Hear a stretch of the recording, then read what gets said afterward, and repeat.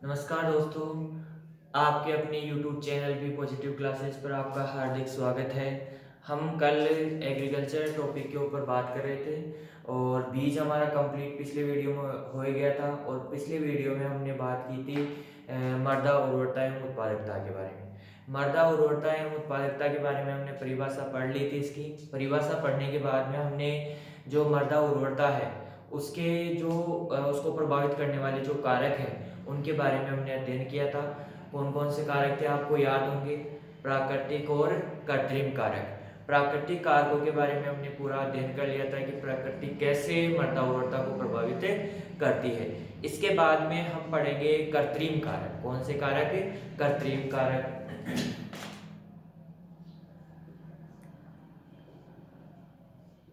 कृत्रिम कारक,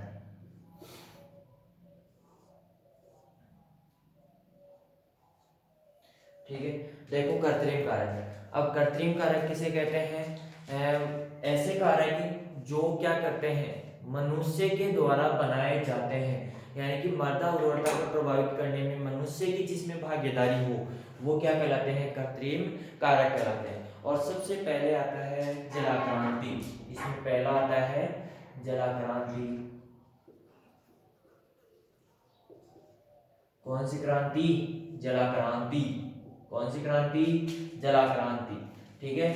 अब यहाँ पे हम बात करते हैं जलाक्रांति की। जलाक्रांति होती क्या है? देखो, जल प्लस आक्रांति, जलाक्रांति, यानी कि यहाँ पे जल के साथ जल की जो क्रांति है, जल की जो क्रांति है, यानी कि कह सकते हैं हम कि ऐसी भूमि जहां पर मृदा में आवश्यकता से अधिक पानी जमा हो जाए, आवश्यकता से अधिक पानी जमा हो जाए तो उस स्थिति को क्या कहते हैं? जलाक्रांति कहते हैं। यानी कि मृदा में चाहिए 1 लीटर पानी डालना है हमें, 1 लीटर मृदा आसानी से सोख लेगी, उसमें कैसी के जल पूर्ण रूप से भर जाएगा। अब हम वहां पे क्या कर रहे हैं? 1.5 लीटर 2 लीटर पानी डाल रहे हैं। अब 1.5 लीटर 2 लीटर पानी यानी एक्स्ट्रा पानी डाल रहे हैं, तो वो पानी क्या रहेगा? उसके अंदर रंध्रों में भर जाएगा। कहाँ पे भर जाएगा? रंध्रों में भर जाएगा। अब रंध्रों में भर जाएगा तो वहां से वायु क्या हो जाएगी? निष्कासित हो जाएगी। क्या हो जाएगी? निष्कासित हो जाएगी। और इस स्थिति में क्या होगा कि अधिक जल भरने के कारण विनाइट्रीकरण की क्रिया स्टार्ट हो जाएगी। यानी नाइट्रोजन क्या हो जाएगी? बिखरना, टूटना या वहां से निकलना शुरू हो जाएगी। यानी कि नाइट्रोजन का निकलना विनाइट्रीकरण कहलाता है, ठीक है। तो नाइट्रोजन वहां से निकल जाएगी या निस्सालन के द्वारा नीचे वाले क्षेत्रों में चली जाएगी। तो इस प्रकार की स्थिति को क्या कहते हैं? हम जलाक्रांति कहते हैं, ठीक है। जलाक्रांति क्या होती है कि मृदा में आवश्यकता से अधिक पानी का जमा होना या ठहरना, जमा होना या ठहरना क्या कहलाता है? इसके अंदर जलाक्रांति कहलाता है। जैसे आपने देखा होगा कि जैसे रंध्र होते हैं, जैसे आपने देखा होगा बोतल भरते हो, आप लोग पानी की बोतल भरते हो, तो बोतल को जैसे हम नल के नीचे ऐसे लगाते हैं तो उसमें से पहले हवा बाहर निकलती है, जल कम जाता है, और उसको थोड़ा सा नीचे रख देते हैं तो आसानी से जल पूरा चला जाता है। साइड में जगह होती है उससे हवा बाहर निकल जाती है, ठीक है। ये तो इस प्रकार से, तो जहाँ पे पानी रहता है वहाँ पे क्या हवा नहीं रहती है, और जहाँ पे हवा रहती है वहाँ पे पानी नहीं रहता है। ये चीज़ आपको पता है, क्योंकि हवा क्या है? हवा हल्की है जबकि पानी क्या है? भारी है। इसलिए जैसे ही पानी वहाँ पे जाता है हवा क्या होती है? ऊपर आ जाती है, ठीक है। तो गैस निकल गई यहाँ से, हवा निकल जाएगी, इन छिद्रों में जल भर जाएगा। तो यहाँ पे क्या होगा? जल भर गया तो हवा की कमी हो जाएगी और विनाइट्रीकरण की क्रिया के द्वारा क्या हो जाएगा? नाइट्रोजन निस्सारण के द्वारा नीचे के क्षेत्रों में चला जाएगा और यहाँ पे पानी भरा रहेगा। इस कारण पौधों में क्या, ये स्थिति क्या कहलाती है? जलाक्रांति कहलाती है। कौन सी क्रांति कहलाती है? जलाक्रांति कहलाती है। ये चीज आपको समझ में आ गई होगी, ठीक है। इसके बाद में हम अगला जो कारक है वो है, इसके अंदर जलाक्रांति के बाद में आता है आपका फसल प्रणाली। क्या है? फसल प्रणाली। फसल प्रणाली, हाँ, फसल प्रणाली। फसल प्रणाली, देखो फसल प्रणाली है, ये क्या है? यानी कि आपने देखा होगा कि आपके जो खेत होते हैं वहां पे क्या किया जाता है? एक बार गेहूं की फसल ले ली जाती है, फिर अगली बार जौ की फसल लेते हैं या फिर क्या बोते हैं, सरसों, या फिर बोते हैं चने की फसल। क्यों? यानी कि इसके अंदर यदि हम इसके अंदर फसल प्रणाली यानी कि इसको फसल चक्र कह सकते हैं। क्या कह सकते हैं? फसल चक्र। यानी कि जिन फसलों में या जिन मृदाओं में फसल चक्र अपनाया जाता है उनकी मृदा उर्वरता ज्यादा होती है, जबकि जिनमें फसल चक्र नहीं अपनाया जाता उन मृदाओं में क्या होता है, इसके अंदर मृदा उर्वरता क्या होती है, कम होती है। क्यों कम होती है? इसका कारण है कि हम जैसे जैसे क्या करते हैं, एक ही प्रकार की फसल लेते हैं, जैसे गेहूं के बाद में गेहूं, गेहूं के बाद में गेहूं, यानी कि मोनोकल्चर ले रहे हैं, एक ही प्रकार की फसल उगा रहे हैं वहाँ पे। तो क्या होता है कि जो गेहूं की फसल है उसकी गेहूं की जो जड़ें होती है वो बहुत ही उथली होती है, कहने का मतलब ऊपर की भूमि से क्या करती है, वो जल ग्रहण करती है। इसके बाद में एक ऊपर की जगह से पोषक तत्व अवशोषित करेगी। अब गेहूं को जो पोषक तत्व चाहिए होते हैं वो क्या करती है, फसल अवशोषित करती रहती है, बार बार अवशोषित कर लेती है, उन तत्वों की तो क्या हो जाती है, कमी हो जाती है, और जो अन्य तत्व जिनका फसल उपयोग नहीं कर पाती है उनकी क्या हो जाती है, लगातार वृद्धि होती रहती है। तो इस वजह से क्या होता है, पोषक तत्वों में असंतुलन हो जाता है। क्या हो जाता है? पोषक तत्वों में असंतुलन। और पोषक तत्वों में असंतुलन होने से मृदा उर्वरता क्या हो जाती है, कम हो जाती है। तो इसका एक ही अर्थ है, यहाँ पे शॉर्ट शब्दों में कहे तो यहाँ पर हम कह सकते हैं कि फसल चक्र जिसमें ली जाती है उसकी मृदा उर्वरता अधिक होगी। यानी कि बदल बदल कर जिन मृदाओं में हम बदल बदल कर फसलें बो रही है, फसल चक्र अपना रहे, तो वहां पे क्या हो जाएगा, मृदा उर्वरता अधिक होगी। और फसल चक्र नहीं अपना रहे तो वहां पे क्या हो जाएगी, मृदा उर्वरता क्या हो जाएगी, कम हो जाएगी। ठीक है, यहाँ तक समझ में आ गया होगा आपको। ठीक है, इसके बाद में है जो आपका अगला पॉइंट है, देखो जलाक्रांति। समझ में आया नहीं? आवश्यकता से अधिक जल का भरना क्या कहलाता है, जलाक्रांति कहलाता है। इसके बाद में फसल प्रणाली में क्या होता है कि फसल प्रणाली किस प्रकार की फसल हम बो रहे हैं, यानी कि हम फसल चक्र अपना रहे हैं या नहीं अपना रहे हैं। यदि फसल चक्र अपना रहे हैं तो इसके अंदर क्या होता है, फसल चक्र अपना रहे हैं तो क्या होता है, फसल बार बार बदलने के कारण मृदा में पोषक तत्वों का संतुलन बना रहता है और मृदा उर्वरता भी क्या रहती है, बनी रहती है। इसके बाद में हमने बात की है मृदा पीएच की। कौन सी पीएच की? मृदा पीएच।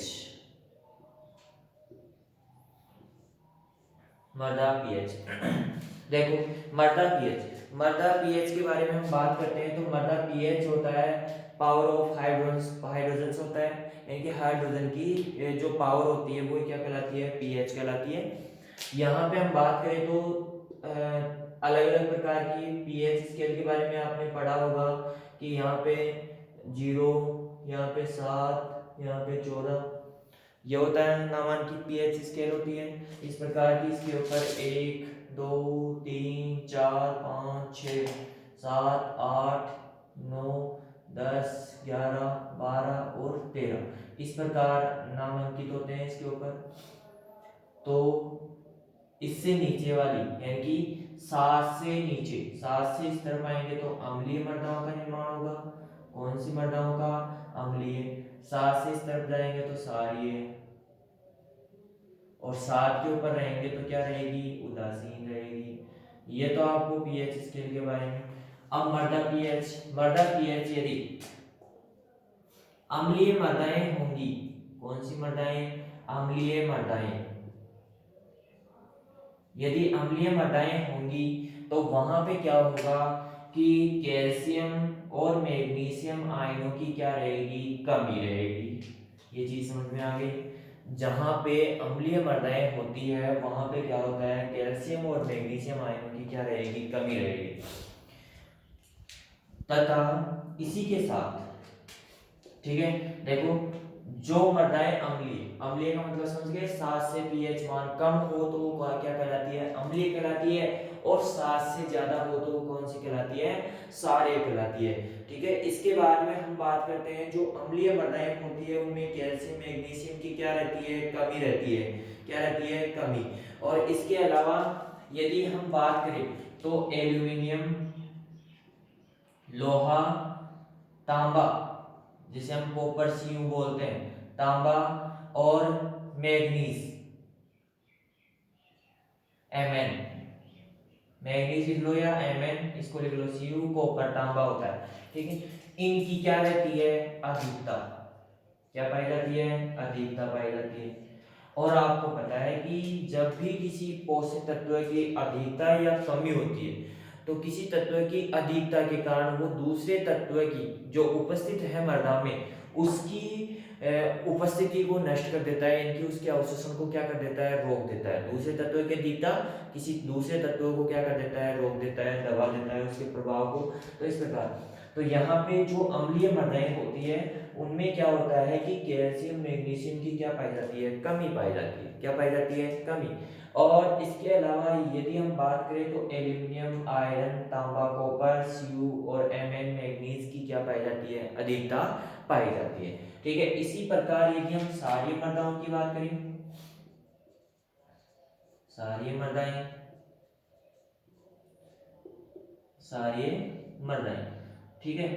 अब जो क्षारीय मृदाएं हैं इनमें क्या होता है कि इनमें कैल्शियम और मैग्नीशियम आयनों की तो क्या पाई जाती है, मैग्नीशियम बोल रहा हूँ, मैग्नीशियम Mg की अधिकता पाई जाती है, क्या पाई जाती है, अधिकता। और इसी के साथ एल्यूमिनियम, आयरन, लोहा और कॉपर, तांबा और Mn मैग्नीज की क्या पाई जाती है, कमी पाई जाती है। तो यदि मृदा का पीएच मान उदासीन होगा तो किसी भी तत्व की कमी नहीं पाई जाएगी, उसकी मृदा उर्वरता क्या रहेगी, अधिक रहेगी।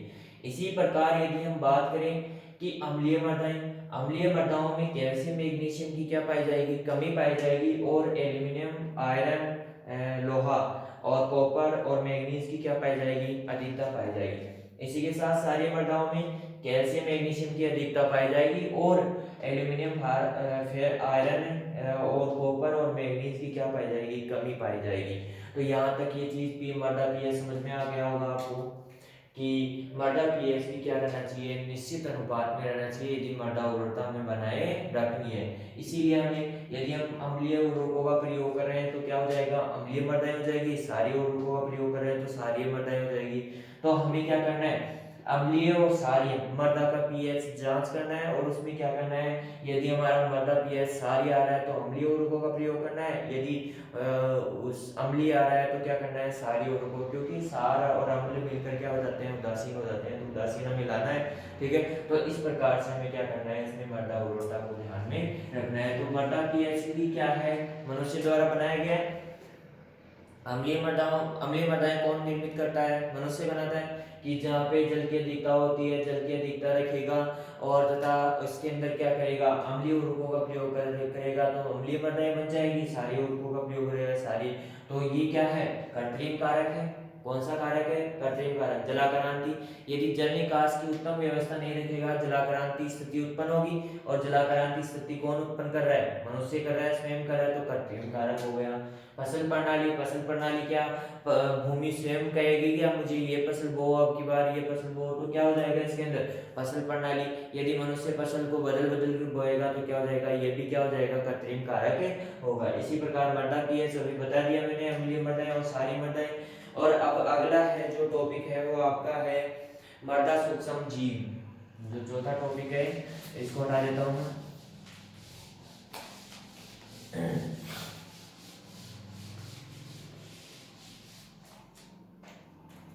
मृदा सूक्ष्म जीव।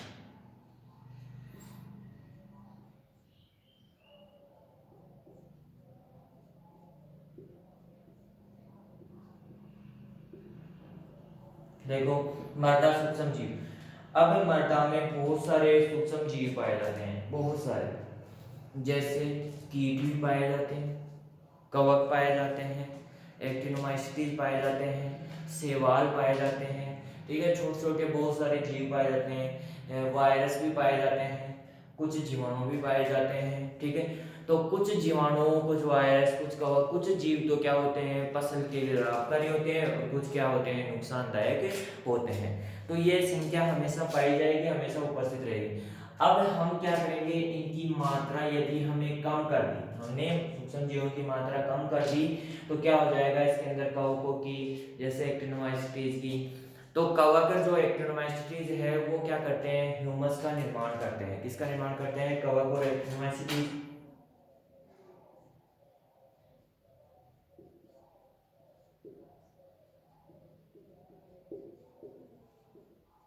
एक्टिनोमाइसीटीज ये क्या करते हैं, ह्यूमस का निर्माण करते हैं। किसका निर्माण करते हैं, ह्यूमस का निर्माण।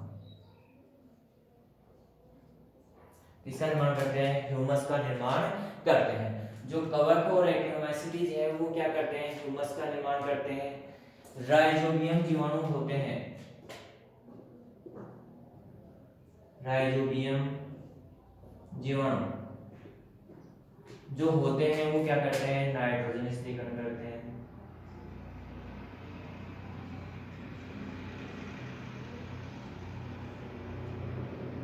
क्या करते हैं, नाइट्रोजन स्थिरीकरण करते हैं। देखो, कवक और एक्टिनोमाइसीटीज जो होते हैं ह्यूमस का निर्माण करते हैं, राइजोबियम जीवाणु होते हैं वो नाइट्रोजन का स्थिरीकरण का निर्माण करते हैं।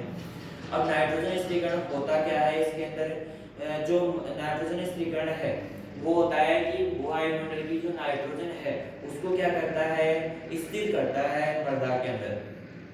ठीक है, आगे देखो, इसके अंदर जो सूक्ष्म जीव होते हैं, जो सूक्ष्म जीव होते हैं वो पौधों को लाभ पहुंचाते हैं। जितने भी सूक्ष्म जीव होते हैं, कुछ सूक्ष्म जीव होते हैं वो क्या होते हैं, लाभकारी होते हैं पौधों के लिए। तो पादपों के लिए लाभकारी होते हैं।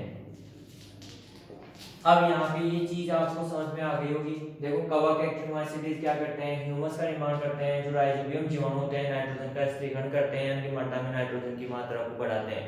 देखो, वायुमंडल में नाइट्रोजन का प्रतिशत मात्रा सबसे ज्यादा है, फिर भी हम पौधों को क्या करते हैं, नाइट्रोजन देते हैं, क्योंकि वो सीधे रूप में नाइट्रोजन को ग्रहण नहीं करते हैं, उसको स्थिरीकरण करना पड़ता है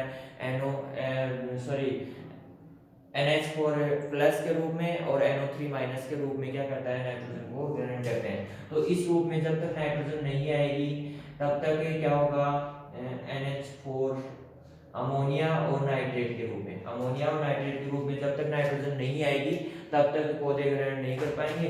इसलिए इसको क्या करता है, ये जीवाणु, राइजोबियम जीवाणु क्या करते हैं, इसको स्थिरीकरण करते हैं। ठीक है, अब देखो यहाँ पे ये चीज आपको समझ में आ गई होगी।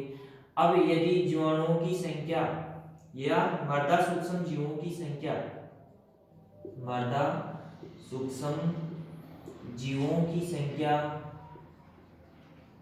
जीवों की संख्या अधिक है तो मृदा उर्वरता क्या रहेगी, अधिक रहेगी। यदि इनकी संख्या कम है, संख्या क्या है, कम, तो मृदा उर्वरता क्या हो जाएगी, कम हो जाएगी। ये चीज समझ में आ गई आपको। यहाँ तक ये कंप्लीट हो गया होगा, समझ में अच्छे से आ गया होगा मृदा में सूक्ष्म जीव। अब सूक्ष्म जीवों की मात्रा भी कौन, अब देखो इन सूक्ष्म जीवों की मात्रा बढ़ाने के लिए हमें क्या करना पड़ेगा, कार्बनिक पदार्थ मृदा में डालना पड़ेगा। कौन सा पदार्थ, कार्बनिक पदार्थ हमें मृदा में डालना होगा। ठीक है, अब मृदा में कार्बनिक पदार्थ बढ़े डलेगा ज्यादा तो जो कवक एक्टिनोमाइसीटीज की संख्या बढ़ेगी, क्योंकि ह्यूमस का निर्माण हो जाएगा। फिर जैसे जैसे इसकी अधिकता होगी तो राइजोबियम जीवाणु भी इसके अंदर तैर सकेंगे। ठीक है, और राइजोबियम जीवाणु क्या करेंगे, नाइट्रोजन का स्थिरीकरण करेंगे। ठीक है, जो भी सूक्ष्म जीव है पादप के लिए लाभकारी वो भी उपस्थित, क्योंकि इनको क्या मिलेगा, इससे भोजन मिलता है। इससे क्या मिलता है, कार्बनिक पदार्थ से, जैसे गोबर हुआ, अपशिष्ट हुआ, कंपोस्ट हुआ, और जैसे केंचुआ खाद हुई, इस प्रकार से क्या होता है, इसको इन सब से क्या मिलता है, इनको पोषण मिलता है, जिससे ये क्या करते हैं, इसमें इसकी ह्यूमस का निर्माण करते हैं। ठीक है, इसके बाद में आपका जो अगला पॉइंट है वो है मृदा में कार्बनिक पदार्थ की मात्रा। अभी मैंने बात की है कार्बनिक पदार्थ की मात्रा, कार्बनिक पदार्थ की मात्रा ज्यादा होगी तो क्या होगा, कवक एक्टिनोमाइसीट्स की मात्रा ज़्यादा होगी जिससे ह्यूमस का निर्माण ज़्यादा होगा, और ह्यूमस का निर्माण ज़्यादा होगा तो मृदा उर्वरता, मृदा की जलधारण क्षमता बढ़ेगी, जलधारण क्षमता बढ़ेगी तो जल की उपस्थिति में जो भी जीवाणु है, सूक्ष्म जीव वो अधिक वृद्धि कर पाएंगे। ठीक है, तो इस प्रकार से हम क्या करेंगे, इसके अंदर पता रहेगा कि जिसमें जिन मृदाओं में कार्बनिक पदार्थ की अधिकता होती है उनमें क्या होती है, मृदा उर्वरता अधिक होती है, और जिन मृदाओं में कार्बनिक पदार्थ की कमी होती है उनमें क्या होता है कि मृदा उर्वरता क्या हो जाती है, कम हो जाती है। ठीक है, मृदा में कार्बनिक पदार्थ, मृदा में कार्बनिक पदार्थ की मात्रा, अभी बात कर ली हमने कि कार्बनिक पदार्थ की मात्रा जिन मृदाओं में ज्यादा होगी उनकी मृदा उर्वरता भी ज्यादा होगी, और जिन मृदाओं में कार्बनिक पदार्थ की मात्रा कम होगी उनमें उनकी मृदा उर्वरता भी क्या हो जाएगी, कम हो जाएगी। आगे है मृदा जुताई का ढंग व समय।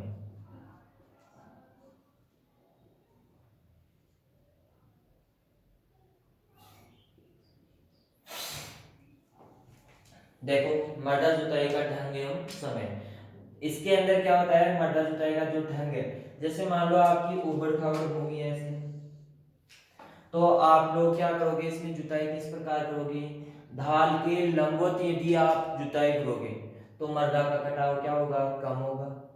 ढाल के लंबवत, ढाल कैसे लंबा है तो इस प्रकार इसमें जुताई करोगे, इस प्रकार, कैसे, इस प्रकार, कैसे, इस प्रकार, इस प्रकार यदि जुताई करोगे तो मृदा का कटाव क्या होगा, कम होगा, और मृदा कटाव कम होगा तो मृदा उर्वरता बनी रहेगी, और मृदा उर्वरता बनी रहेगी तो इसका मतलब क्या हो जाएगा, मृदा में कार्बनिक पदार्थ की मात्रा, पोषक तत्वों की मात्रा निश्चित बनी रहेगी। तो इस प्रकार मृदा जुताई का ढंग, इसी के साथ समय आता है, इसी के साथ क्या आता है, समय। अब समय, किस समय आपको जुताई करनी है, किस समय जुताई नहीं करनी है, कि गर्मियों के दिनों में क्या होता है कि अधिक ताप पड़ने के कारण क्या होता है कि ह्यूमस होता है वो क्या हो जाता है, जल जाता है, क्या होता है, जल जाता है, अधिक ताप के कारण क्या हो जाता है, जल जाता है। अब अधिक ताप के कारण जल जाता है तो इसका मतलब ह्यूमस समाप्त हो गया, ह्यूमस समाप्त हो गया तो मृदा उर्वरता भी क्या हो जाएगी, समाप्त हो जाएगी। इसलिए जुताई का समय है वो हमें निश्चित रखना है। ठीक है, इसके बाद में हम बात करते हैं अन्य कारकों के ऊपर। ठीक है, आगे कंप्लीट हो गया आपका, कितने कारक हो गए, कृत्रिम कारकों में पहला है जलाक्रांति, दूसरा है फसल प्रणाली, तीसरा है मृदा पीएच, चौथा है मृदा सूक्ष्म जीव, और पांचवा है मृदा में कार्बनिक पदार्थ की मात्रा, और जो छठा पॉइंट है वो है मृदा जुताई का ढंग व समय, मृदा जुताई का ढंग और समय। ठीक है, और इसके बाद में हम पढ़ेंगे मृदा उत्पादकता। क्या पढ़ेंगे, मृदा उत्पादकता। अब मृदा उत्पादकता क्या होती है वो हम अगली क्लास में देखेंगे। वैसे परिभाषा मैंने बता दी है आपको कि मृदा उत्पादकता होती क्या है। प्रति हेक्टेयर उत्पादन के हिसाब से जो माप आती है हमारे पास, जैसे क्विंटल में आती है तो क्विंटल में सही, और हम बेचकर पैसों में निकालना चाहते हैं तो पैसों में सही, तो वो क्या कहलाती है, मृदा उत्पादकता कहलाती है। क्या कहलाती है, मृदा उत्पादकता कहलाती है। थैंक्स, अगली क्लास में देखेंगे हम।